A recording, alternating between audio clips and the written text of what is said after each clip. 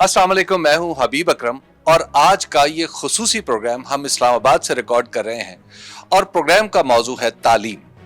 तालीम जहां किसी भी कौम के आगे बढ़ने के लिए ज़रूरत है, वहां पर ज़ाती तौर पर अगर मैं खुद भी अर्ज़ करूं तो मेरी भी दिल के बहुत ही करीब ये मौजू है और तालीम के बारे में मैं मुख्तलिफ औकात में अपने टूटे फूटे ख्यालात का इजहार भी करता रहता हूं।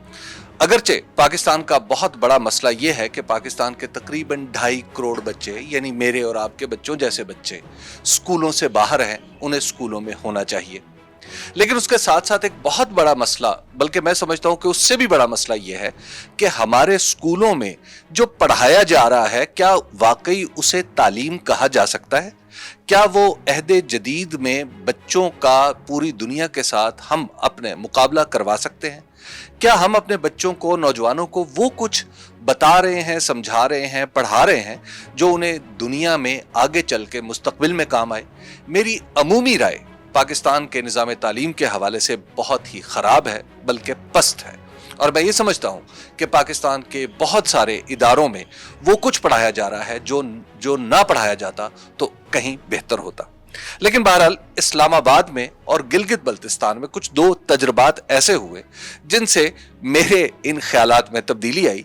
वो ये कि पाकिस्तान में अब भी कुछ ऐसा हो सकता है, और वो भी सरकारी शोबे में ऐसा हो सकता है कि जिसे वाकई तालीम कहा जाता है। और इस वक्त मैं इस्लामाबाद के, जो आप देख रहे हैं मेरे पीछे कॉरिडोर, मैं किसी प्राइवेट स्कूल में नहीं हूँ।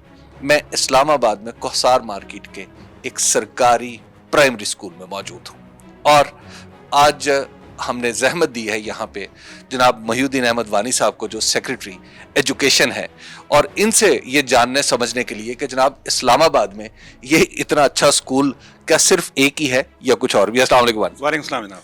वन साहब, सबसे पहले तो मुझे ये मानना पड़ेगा कि इस स्कूल की ज़ाहिरी शक्ल सूरत तो आपने ऐसे बना दी है कि जैसे बहुत बड़े बड़े प्राइवेट स्कूल भी ऐसे नहीं है। ये बताएं कि सरकार को यही क्यों सूझा कि यही स्कूल बनाया जाए या कुछ और भी है? बात ये, सरकार ने कहीं से स्टार्ट लेना था तो मैंने यहाँ से स्टार्ट लिया। तो अल्हम्दुलिल्लाह ये यहाँ जो काम किया ये अब तक तकरीबन 50 स्कूलों में एक्सटेंड हो चुका है। इस्लामाबाद की जी, मैं आपको इसके बाद उन स्कूलों में से भी एक दो का विजिट कराऊंगा।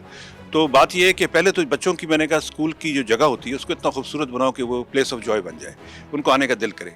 दूसरी बात है कि उसमें जो इंफ्रास्ट्रक्चर है, जो टेक्नोलॉजी है, जो इक्विपमेंट है, उसको मुकम्मल एडिक्वेट होना चाहिए ताकि वो टूल्स ऑफ लर्निंग है, वो टूल्स ऑफ लर्निंग यहाँ पे उनका भी कुछ बंदोबस्त 100%। अच्छा, जरा हम स्कूल का विजिट कर लें।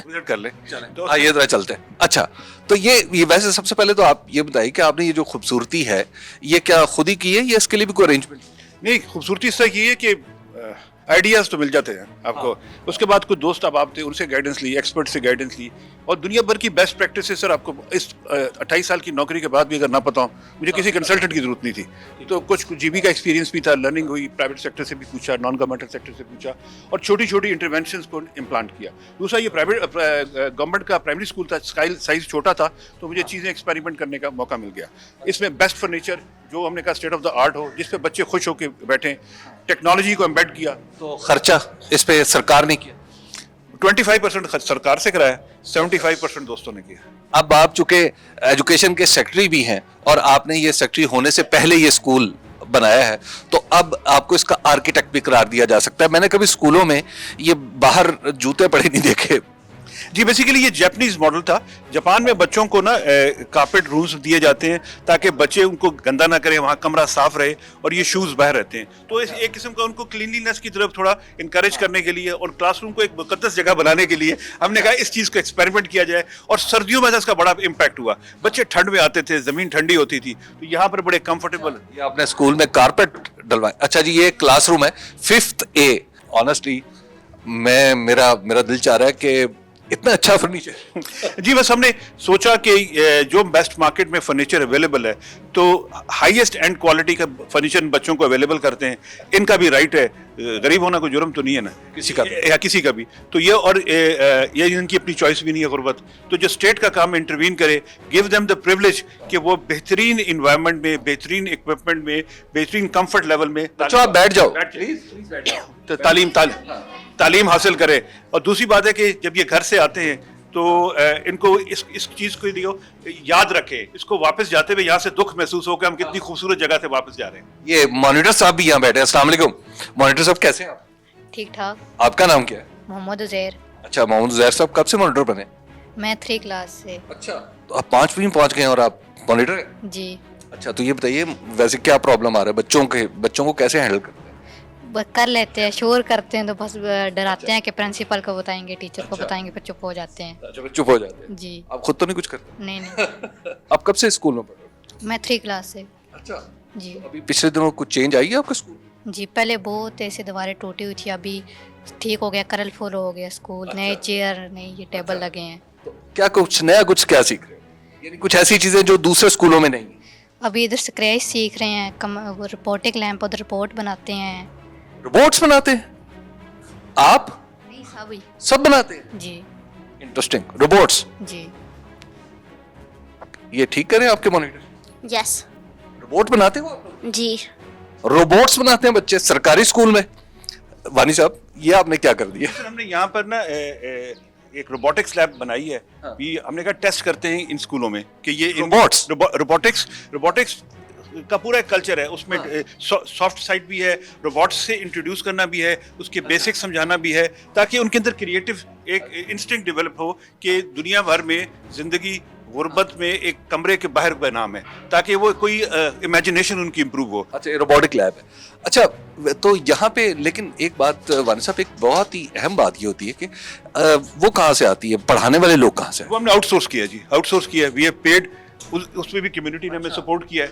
ان کے ٹیچرز آتے ہیں, انجینئرز, وہ ٹوائس اے ویک بچوں کو انسٹرکشنز دیتے ہیں, گائیڈ کرتے ہیں, ان کے ساتھ مل کے کام کرتے ہیں. لیپ ٹاپ بھی رکھے؟ ہاں 3D پرنٹرز بھی ہیں جی, پروجیکٹس بھی بنواتے ہیں اور ان کو ایکسرسائز دیتے ہیں باقی ریمیننگ 5 پہلی سے 5ویں تک. بالکل جی. ان بچوں کی لرننگ کرو کے بارے میں آپ کا خام خیالی ہے, یہ بہت بریلینٹ بچے ہیں, ان کو آپ ایکسپوجر دیں دنیا کی ہر چیز کا, یہ یو لرن کرتے ہیں. میں نے ابھی تک اتنی ایڈوانس لیب کہیں نہیں دیکھی پاکستان کے کسی اسکول. ہاں اسکول میں نہیں ہے. اب میرے خیال میں 1-2 پرائیویٹ سیکٹر کے اسکولوں نے یا ایمبیسی کے اسکولوں نے اس کو اڈاپٹ کرنا شروع کیا ہے. وہ بھی یہی روبوٹکس لیب والے ہیں جن کو ہم نے پروموٹ کیا تو لوگوں نے اب ان کو اڈاپٹ کرنا شروع کیا. ہم نے تعلیم کو بیانیے کا حصہ بنا دیا ہے کہ آپ مجھے کرٹیسائز بھی کریں گے تو آپ یہ کہیں گے اس نے تعلیم پہ اچھا کام نہیں کیا. بات تعلیم کی ہوگی تو بات یہ کہ ہم نے بھی تعلیم کو بیانے کا, ہمیں گائیڈ کریں, اگر ہم غلطی کر رہے ہیں ہم امپروو کریں گے, اور آپ کے پاس کوئی اچھی تجویز ہے وہ بتائیں. We are always ready to receive new ideas. یہاں پہ بچے اسکول میں فیس کتنی دیتے ہیں؟ 0 میٹرک تک 100% فری, اور اس کے علاوہ آپ کو پتہ ہے دوپہر کا کھانا بھی ان کا فری ہے. یہاں پہ دوپہر کا کھانا بھی دیا جاتا ہے. 44 اسکول اب تک اسلام آباد میں ایسے ہیں جہاں پر دوپہر کا کھانا فری ہے, کنونشنل کوزین ہے, بچے کھانا کا 11 بجے کھانا آتا ہے, پرپز فل وین ہوتی ہے, ایک ٹرسٹ دے رہا ہے. آپ نے جی بی میں کیا تھا, وہاں 82 اسکولوں میں کیا تھا, لیکن پرائم منسٹر نے اس کو نیشنل نیوٹریشن اسٹریٹجی کا پارٹ بنا کر اس کو انشاءاللہ نیشنل لیول پہ ہم لانچ کریں گے. ایسے یہ بچوں کو اسکول میں کھانا دینا یہ کچھ زیادہ غریبی کا اشتہار نہیں؟ وہ اس لیے کہ بچے جو ہے, جب میں پہلی دفعہ یہاں آیا تو پہلی کلاس میں میں نے انٹرویو کیا بچوں کا, ایک کلاس کا, کہ 40 بچوں میں سے کتنوں نے ناشتہ کیا, صرف 3 نے کیا تھا. ان میں سے 45% بچے وہ ہیں جو سٹنٹنگ کا شکار ہے یا میل نیوٹریشن کا شکار ہے, جن کے وزن کم ہے, جن کے ہائٹ کم ہے. تو وہ کیا پڑھے گا اگر اس کو ایک ہیلتھ کی انٹرونشن سے اس کی انرولمنٹ, اس اسکولوں کی انرولمنٹ 25% بڑھ گئی, اسکولوں کی اٹینڈنس 60 سے 95% چلی گئی, ریٹینشن 100% ہو گئی, ڈراپ آؤٹ 0 ہو گیا. سنو نیوز کا یوٹیوب چینل ہی آپ کی خدمت میں بے لاگ تبصرے اور غیر جانبدار تجزیے لے کر آتا ہے.